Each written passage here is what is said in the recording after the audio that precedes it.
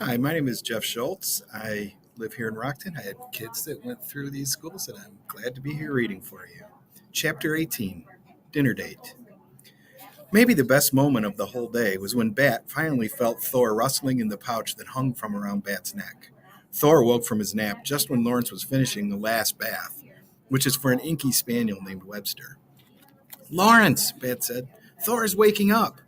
Bat pulled open the sling and gently extracted the kit from it, holding Thor's warm, wiggly body up to his cheek. The kit's nose twitched as he snuffed around. Baby wants his milk, Lawrence said, and together they fed him. If Bat had his way, he would wear Thor in the sling all the time, but Mom made him take it off at bath time and bedtime. She was willing to compromise at dinner. Really, Bat, don't you think Thor would be more comfortable in his enclosure? Mom said as she served out 3 platefuls of spaghetti and meatballs. No, said Bat, I really don't. Mom squinted her eyes tight. When she opened them, she said, Okay, Thor, he can join us for dinner, as long as he stays in the sling. I'll bet when he's older, though, Thor will love spaghetti and meatballs, Bat said happily, twirling a messy forkful of noodles. Skunks eat everything, you know. They're omnivores. Omni, meaning everything, vor, meaning one who eats.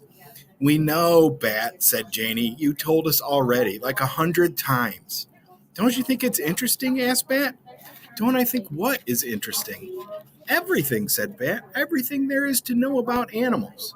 Not really, said Janie. I think theater is way more interesting than animals. That's stupid, said Bat, because it was. Bat, said Mom in her warning voice, deep and serious with her eyebrows pointed toward her nose. I'm sorry I said your interest is stupid, said Bat. He wasn't actually sorry, because Janie's interest was stupid. Theater was pretend. Animals were real.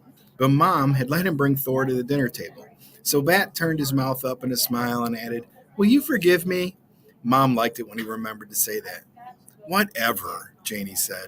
Mom, did you make any garlic bread? Oh, it's in the oven. It's probably done, Mom said.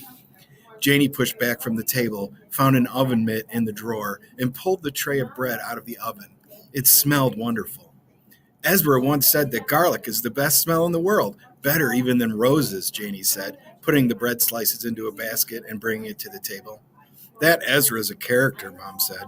He's pretty funny, Janie said. He even makes our math teacher laugh, and she doesn't think anything is funny. If she doesn't think anything is funny, Bat said, reaching across the table for a piece of bread, then why does she laugh at Ezra? Is it mean laughing? No, Bat, said Janie. She thinks Ezra is funny.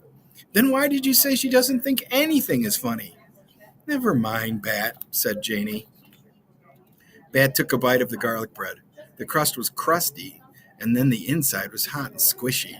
Melted butter glazed his fingers, which he licked one by one. They ate for a few minutes without talking. The only sounds the crunch of biting into bread and the scraping noise of forks against plates as they wound bites of spaghetti. Then Janie announced, I've decided I'm going to audition for the Queen. I thought you wanted to be Alice, Mom said. That was before I read the script, Janie said. Then I realized that Alice is boring. She just wanders around whining about everything. You'd be good at that part, Bat said. You're good at whining. Mom, whined Janie, make him stop. Bat, said Mom, that wasn't nice. But I said she'd make a good Alice, Bat said. But not for a good reason, Mom explained. Why does the reason matter? I gave her a compliment. I don't think it felt like a compliment to Jamie, Mom said. Janie, did it feel like a compliment to you? No, said Janie. It was an insult. You see, Bat, said Mom, it wasn't a compliment to Janie. Suddenly, Bat wished that he had been wearing his earmuffs and that he hadn't even heard Mom and Janie talking about the play. Sometimes it was just better if Bat kept his thoughts to himself. Bat ate a few more bites of his spaghetti and had almost finished all his bread when he felt Thor wriggling around in his pouch.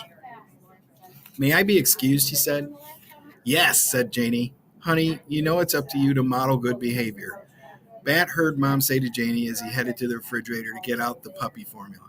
Sometimes, Mom, even I'm not a good enough actress to pretend not to notice when Bat is being weird. Oh, Janie, said Mom. Get out the formula, Bat told himself, but put some in the syringe. Warm it up. Ignore Janie. Bat knew that sometimes Janie thought he was weird, but he still didn't like to hear her say it out loud. Actually, Janie could be weird too. Like when she sang at the top of her lungs in the shower, even though there wasn't an audience, and how she cared if her hair was wavy or straight. Did Ezra ever think that Janie was weird? Maybe that's what makes Ezra her friend, I had thought. He likes the parts of her that everyone else thinks are weird.